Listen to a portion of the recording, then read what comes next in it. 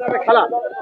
আসলে একটা সিরিয়াস সময় আমাদের দেশে যেভাবে সন্ত্রাসী হামলা হয়েছে, যেভাবে নিরীহ প্রাণ গিয়েছে, তার বিরুদ্ধে প্রথম কাজ হচ্ছে গোটা দেশের মানুষকে এক করা। যারা দেশের মানুষকে ভাগ করছে তারা আসলে সাম্প্রদায়িকতার বিষ মানুষের মনের মধ্যে ঢুকিয়ে দিচ্ছে। এই সন্ত্রাসী হামলা হয় তখনই যখন মানুষের মনের মধ্যে সন্ত্রাসী বিষ ঢুকিয়ে দেওয়া হয়, সাম্প্রদায়িকতার বিষে। তাহলে যে কারণে সাম্প্রদায়িকতা, সন্ত্রাসবাদ, ফ্যাসিবাদ, তার বিরুদ্ধে আমাদের লড়তে হবে একসঙ্গে। সর্বদল বৈঠকের পর প্রত্যাঘাতের রাস্তায় গেল ভারত। ইতিমধ্যেই 4 পাক সেনা তাদের মৃত্যুর ঘটনা ঘটেছে।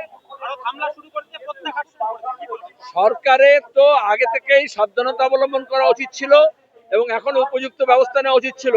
সর্বদলীয় যখন সিদ্ধান্ত হয়েছে সেখানে বলা হয়েছে এই সময় গোটা দেশকে এক কাঠা করে আমাদের সরকার যা সিদ্ধান্ত নেবে মানুষ তার পাশে থাকবে, কিন্তু সরকারকে ব্যবস্থা নিতে হবে যারা সোশ্যাল মিডিয়া এবং মিডিয়ায় ঘৃণা ছড়াচ্ছে তার বিরুদ্ধে।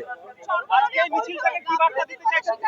আমরা চাই দেশের উপর যদি আঘাত আসে দেশ তার জবাব দেবে, কিন্তু দেশের অভ্যন্তরে যারা প্রতিদিন যুদ্ধ ঘোষণা করছে দেশের মানুষের মধ্যে, তাদেরকেও ঘৃণা ভরে প্রত্যাখ্যান করতে হবে। চলো।